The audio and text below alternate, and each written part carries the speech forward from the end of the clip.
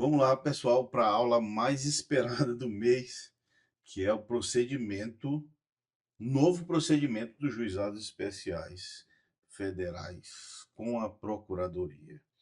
É praticamente aí uma nova fase de atuação processual e a Justiça com a Procuradoria deu essa sacada aí, esse procedimento novo de instrução processual de maneira mais abreviada. Na verdade, o que aconteceu foi o seguinte: a Justiça resolveu, percebeu também o que o INSS já vinha fazendo quando o INSS criou os acordos de cooperação técnica. Ele pegou procedimentos, o INSS pegou procedimentos que ele já adotava usualmente e deu para o segurado abreviar nos requerimentos. Ou quer dizer o quê? Por exemplo, o INSS, quando recebia um processo na agência, escaneava, dava entrada no sistema e tudo aquilo ali. Depois criou-se um acordo de cooperação técnica e aí quem faz acordo já faz os protocolos, escaneia em casa e já junta tudo. Ou seja, abreviou-se uma parte bem aí significativa do fluxo para que o INSS pudesse usar a mão de obra para explorar mais nas análises de processos, enfim, na parte mais produtiva. E aí a justiça passou agora com a procuradoria também fazer isso. Criou dois fluxos com a portaria 3 de 2024, essa portaria é de agosto agora de 2024, entre o TRF1 e a Procuradoria Regional Federal da Primeira Região. Ou seja, todos os estados aí da Primeira Região, pega Brasília, pega Maranhão, enfim, são acho que mais de 9 estados, salvo engano, são 15, não tenho certeza, estou confundindo aqui, mas são muitos, e o TRF1 é o maior aí do Brasil de todos os tribunais federais. E esse acordo fez o quê? Criou-se dois fluxos, tá? Não é só um. O primeiro é de instrução concentrada sem audiência. Esse é que eu reputo o de maior eficiência, e aí o advogado mais dirigente, ou enfim, o segurado não, porque é obrigado a entrar com advogado ou defensor, conforme a gente vai ver. Mas ele já pode se antecipar e fazer um requerimento com tudo isso anexado, e aí o processo já vai simplesmente para ou acordo ou para sentença. Ou seja, aquele processo ele passou-se a diminuir aí um fluxo de praticamente 70% do que ele demoraria. Depois que o peticionante, aí, o advogado o defensor, ganhar a prática da coisa, então vai ficar muito mais fácil. Acredito eu que um processo desse vai durar poucos meses. Então vamos dar início à portaria número 3 de 2024.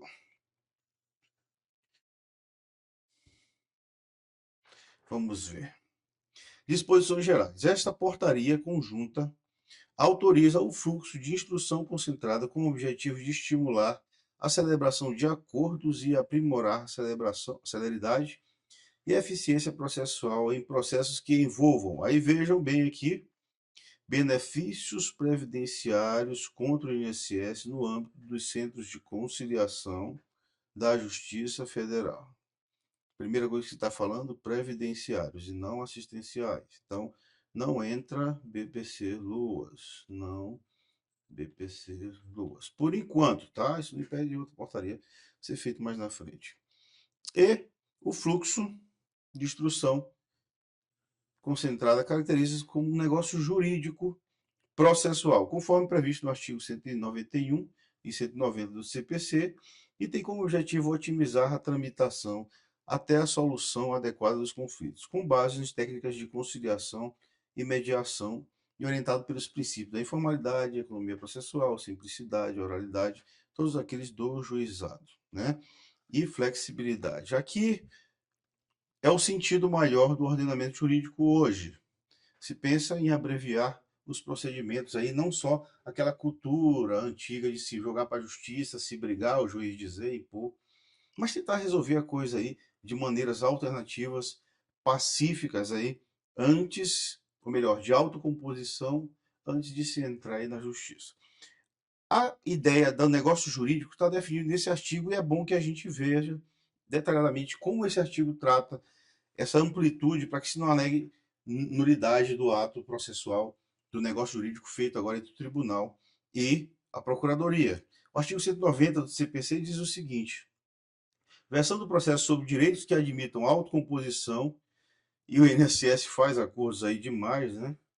É lícito às partes capazes de estipular mudanças no procedimento para ajustá-lo às especificidades da causa e convencionar sobre os seus ônus, poderes, faculdades e deveres processual antes, durante o processo. Ou seja, veja que aqui, ó, deveres e ônus. O ônus, por exemplo, agora, que eu nem reputo ônus, praticamente, eu acho que é uma vantagem muito boa para o advogado, na hora que a gente entrar no setor, na parte que ele deve juntar lá os elementos principais, além da oitiva, você vai ver que é melhor do que fazer na frente do juiz, porque o juiz mesmo é mais limitado do que o que você pode já juntar no processo.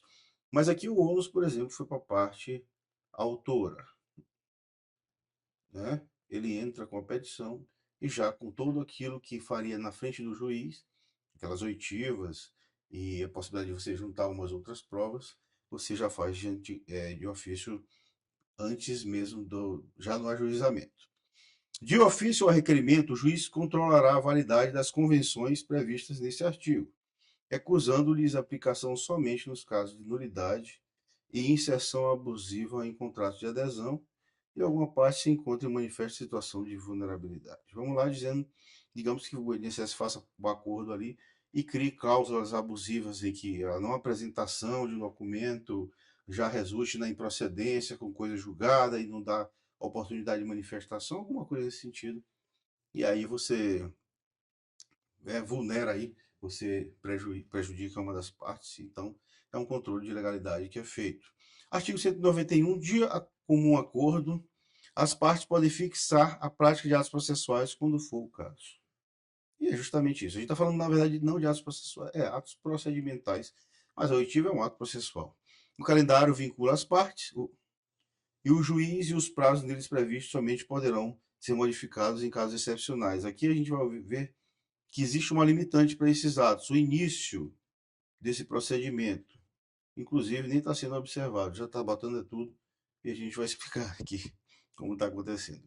Dispensa a intimação das partes para a prática do ato processual ou a realização de audiência cujas datas estiverem sido designadas no calendário. Essa parte aqui não se insere por causa que a ideia é tirar a audiência, tá bom? Vamos lá, capítulo 2, o primeiro fluxo que se previu. O fluxo de instrução concentrada sem audiência. Esse é o que mais interessa para a classe que atua com direito previdenciário. O fluxo de instrução concentrada sem designação de audiência aplica-se exclusivamente, aí presta atenção, causas que envolvam benefícios de aposentadoria rural, aposentadoria por idade híbrida e salário maternidade. Um detalhe, tá? O híbrido envolve rural e urbano. Então, provavelmente, se você for pedir ele, você vai entrar com o pedido, vai complementar a parte urbana e a parte rural, que você vai fazer como se fosse um rural qualquer. Muda a idade, evidentemente, que é de 65 anos, e mulher 62 anos. E uma dica: na época do requerimento tem que ter algum vínculo com a Previdência, tá bom? Ou na época do requerimento, ou na época da idade. E salário maternidade aqui reputa-se rural, já que um salário maternidade urbano, em regra, nem tem audiência, nem tem para que ter. O urbano vai provar um vínculo ali, vai provar o parto, a adoção, e não tem por que fazer audiência. Então, aqui, salário maternidade, de regra, é o rural. Tá? A aceitação do procedimento está condicionada à plena capacidade da parte autora. Ó, vejam bem isso aqui. Que deve estar representada por advogado ou defensor público, que é até uma conquista da advocacia mais, porque isso aqui não vai no mesmo fluxo que a regra dos juizados. Mas é interessante que o advogado participe mesmo, e eu concordo, porque precisa sim de um amparo técnico aqui.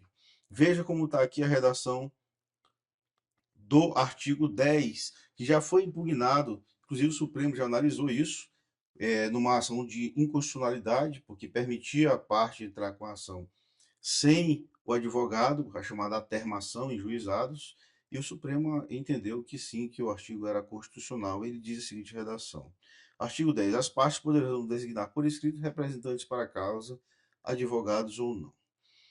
Fora isso, existe também a atermação, né? A parte pode entrar diretamente lá na justiça por atermação. A gente sabe que eles não entram muito, porque precisa de um certo conhecimento, né? E aí a falta de conhecimento leva muito à improcedência do pedido. Mas vejam bem que essa aqui é um detalhe importante. Esse procedimento só pode ser feito por advogado ou defensor público.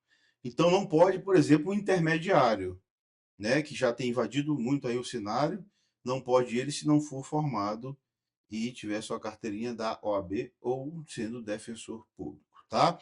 O procedimento não se aplica aos processos que buscam a concessão de aposentadoria por tempo de contribuição com o reconhecimento do tempo rural. E aqui você vai lá no artigo 55 da Lei de Benefícios, sempre que fala de benefício, Lei 8.213, parágrafo 2º. O que quer dizer isso aqui? Muita gente talvez nem sabe. A aposentadoria por tempo de contribuição, você pode usar tempo rural para contar como tempo de contribuição. Não vale para carência, mas vale para tempo de contribuição. O cidadão tem aí 20 anos de tempo de contribuição, vamos botar um período maior, 25 anos, ele precisa provar 10 anos. E aí ele trabalhou antes da Constituição, antes de novembro de 91, na roça. Ele juntar 10 anos ali, ele pode somar e ele aposenta com tempo de contribuição até a Constituição, que hoje já não existe mais, né? Ou se ele provar o tempo adquirido também, que na época o direito adquirido, ele tem direito a isso, tá bom?